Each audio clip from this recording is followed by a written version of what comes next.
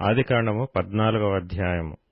షీనారు రాజైన అమ్రాపేలు, ఎల్లాసరు రాజైన అర్యోకు, ఏలాము రాజైన కదొర్లాయోమెరు, గోయూయుల రాజైన తిదాలు అను వారి దినములలో వారు సొదొమ రాజైన బెరాతోను, గొమొర్రా రాజైన బిర్షాతోను, అద్మా రాజైన షినాబుతోను, షెబోయూయుల రాజైన షెమేబెరుతోను, సోయరను బెలరాజుతోను యుద్ధము చేసిరి.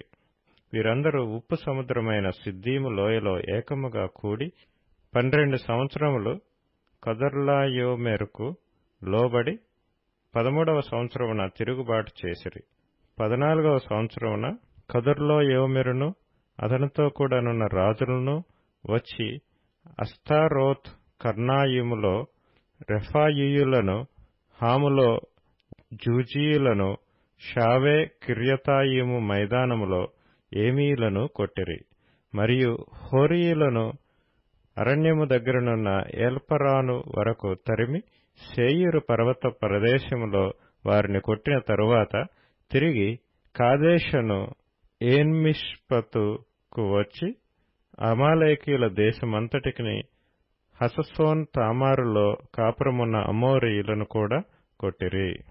అప్పుడు సొదొమ రాజును, గొమొర్రా రాజును, అద్మా రాజును, సెబోయీము రాజును, సోయరను బెలరాజును బయలుదేరి సిద్దీము లోయలో వారితో, అనగా ఏలాము రాజైన కదొర్లాయోమెరు, గోయూయుల రాజైన తిదాలు, షీనారు రాజైన అమ్రాపేలు, ఎల్లాసరు రాజైన అర్యోకు అను నలుగురితో ఆ 5 రాజులు యుద్ధము చేసిరి. ఆ సిద్దీము లోయలో విస్తారమైన మట్టి కీలు గుంటలు ఉండెను. సొదొమ గొమొర్రాల రాజులు పారిపోయి వాటిలో పడిరి. శేషించిన వారు కొండకు పారిపోయిరి. అప్పుడు వారు సొదొమ గొమొర్రాల ఆస్తి యావత్తును, వారి భోజన పదార్థములన్నీయు పట్టుకొని పోయిరి. అప్పుడు అబ్రాము సహోదరుని కుమారుడైన లోతు సొదొమలో కాపురముండెను గనుక అతనిని అతని ఆస్తిని పట్టుకొని పోగా తప్పించుకొని ఒకడు వచ్చి హెబ్రీయుడైన అబ్రామునకు ఆ సంగతి తెలిపెను. అప్పుడతడు ఎష్కోలు సహోదరుడును ఆనేరు సహోదరుడునైన మమ్రే అను అమోరీయుని ఏలోను వనములో కాపురముండెను. వీరు అబ్రాముతో నిబంధన చేసుకొనినవారు. అబ్రాము తన తమ్ముడు చెరపట్టబడినని విని తన ఇంట పుట్టిన అలవర్చబడిన 310 మండుగురిని వెంటబెట్టుకుని దాను మట్టుకు ఆ రాజులను తరిమెను.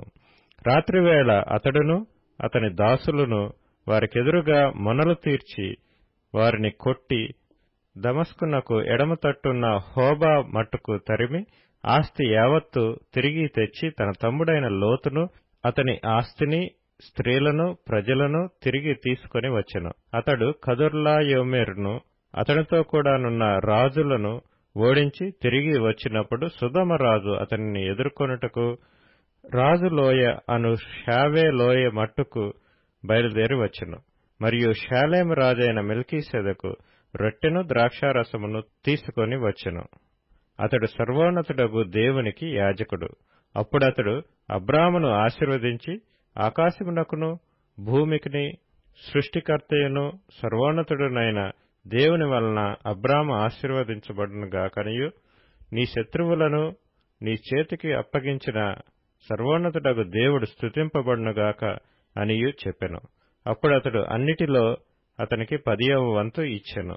సొదొమరాజు మనుష్యులను నాకిచ్చి ఆస్తిని నీవే తీసుకొనుమని అబ్రాముతో చెప్పగా, అబ్రాము, నేనే అబ్రామును ధనవంతునిగా చేస్తునని నీవు చెప్పకుండునట్లు ఒక నూలుపోగైనను చెప్పులవారైనను నీ వాటిలో ఏదైనను తీసుకొననని ఆకాశమునకును భూమికిని సృష్టికర్తయును సర్వోన్నతుడును దేవుడునైన యెహోవా ఎదుట నా చేయి ఎత్తి ప్రమాణం చేసియున్నాను.